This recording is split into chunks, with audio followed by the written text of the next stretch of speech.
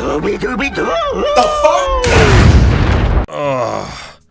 I'm too tired for this shit. So the new Scooby-Doo movie has just premiered on streaming, and I didn't pay a dime for it because I torrented it at the earliest convenience at 4 a.m. And I'm so glad I did because this movie was bad, guys. I mean, it was bad. I mean, I knew I was gonna hate this movie from what the trailers had to show us, but after watching it, I hate it even more for reasons I didn't expect. First and foremost, this movie's plot is so scattered and nonsensical that I'll try to explain it best in layman's terms. So the Mystery Gang have to be taken seriously if they're gonna make their team an official business, and Simon Cowell is there for some reason, not even trying to make fun of the pointless cameos, he just is a pointless cameo. I'm off the deep end, watch as I... He's organizing their business and says Shaggy and Scooby are deemed as useless to the cause. Eventually, Shaggy and Scooby get attacked by droids, who are definitely not Hanna Barbera's equivalent of Despicable Me's minions, sent by Dick Dastardly and eventually rescued by the Blue Falcon, Dynamite, and Dee Dee Skies. Dick Dastardly is after Scooby because he's the key to opening up the door to the underworld and unleashing Cerberus to start a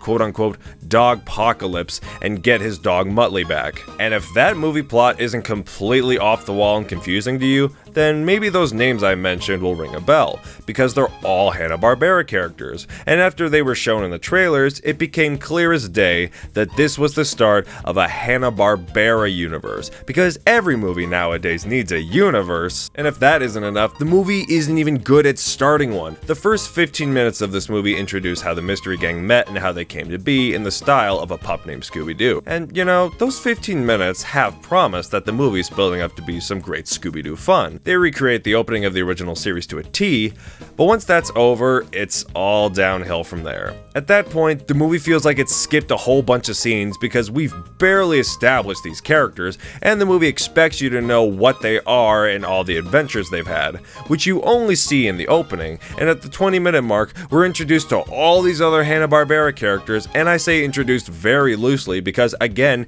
they don't take the time to expand upon who, what, where, and why they are, to the point where they're not even introducing characters, but just name-dropping them. We're in the Falcon Fury! I'm Dee Dee Skies. It's this guy named Dick Dastardly. Shocker! He's a psychotic supervillain. Blue Falcon's large adult son, Brian. Dynamite! Like, the people making this movie already expect you to know who these people are, even though this movie is aimed at younger children. Unless your child is absolutely hooked on the Boomerang app, no 8-year-old is gonna know about Wacky Races or Captain Caveman and the Angels. Now, a good thing to consider when introducing a universe is to take it one step at a time and try not to ham-fist everything at once. Try taking everything about this specific character and keeping it within their world. Like, take the original Iron Man. In the 2 hours or so that the movie takes up, you're introduced to Tony Stark, Pepper Potts, and Rhodes, and all these characters from the single comic series contained in this one film, as well as the universe and everything people come to know about it. The way how Iron Man does it is just the right way. But if that movie were to do it the same way Scoob did, you might as well just have Thanos show up at the 20-minute mark. This movie can't even take a break to stop and think about the fact that you're watching a Scooby-Doo movie. Not to mention that there's no real mystery aspect to this film until randomly brought up in the last 10 minutes. And if there is a mystery, it's pretty one-sided in this case, considering Shaggy and Scooby and the audience are already predisposed as to everything that's going on, as opposed to Daphne, Fred, and Velma trying to figure it out. But it doesn't really work if we already know what the mystery is. What little there is. This whole movie feels like the people making it don't even know what made people like Scooby-Doo in the first place. I felt the same way about the people who made that Detective Pikachu movie,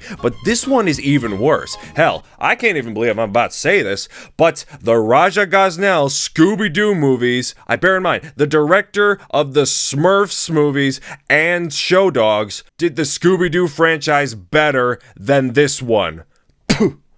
Ugh. On top of that, Shaggy and Scooby have absolutely no chemistry other than the fact that they're supposed to be best friends, but the writers kind of forgot to fill in the blanks as to why. This is a huge problem considering they're such an iconic duo who don't click throughout this whole film. It's like the people who know about Scooby-Doo know they're only best friends because of how every other Scooby-Doo series shows how great of friends they are and what they had in common. But if you replaced Scooby and Shaggy with two completely different characters, you would wonder why they're even friends to begin with. In fact, these two spend 60% of their screen time bickering at each other due to Shaggy's jealousy that only Scooby is important to Dastardly, or anything else in this adventure that leads to having 2 breakup scenes, as if one cliched breakup scene in this one movie wasn't enough. And to the people who didn't already know this, in March of 2019 when the voice cast was announced, it came clear to us on Matthew Lillard's Twitter account that he did not get a single call about being cast in this movie to reprise his role as Shaggy, considering he is the current incarnation of the character. Not to mention the rest of the voice cast being left out, including Kate Micucci and Gray Griffin, who was also severely disappointed by this. When I first heard the list, I was confused why they didn't just use the current voice cast, and several people I've talked to use the argument saying that they should have just used younger actors like the ones that cast, like Zac Efron, Gina Rodriguez, and Amanda Seyfried. Okay, but at the same time the casting list was dropped, the voice of Shaggy, Will Forte, was 49, like the exact same age as Matthew Lillard. In truth, we all felt bad for these wonderful actors and thought that Warner Brothers did them dirty. But in a weird way, I consider it a saving grace because in a way they were saved from this really crappy movie. If I can throw this movie any bones, or Scooby snacks at this point, I will say the animation is really pleasant to look at, plus there's a lot of cute little homages to Hanna Barbera sprinkled all throughout this movie. That doesn't change the fact that I didn't like this movie, but I wanted to give credit where the credit is due. But this is still a film that disappointed me in more ways than I expected. If I were you, I wouldn't spend $25 to buy it, nor $20 just to rent it. Just go to Pirate Bay and take it from there. Normally this would be a good transition for an ExpressVPN plug, but I'm not at that point in YouTube yet. If you like Scooby-Doo or have any slight interest in seeing it, you might be more favorable about it than me, and if that's the case, check it out and see for yourself.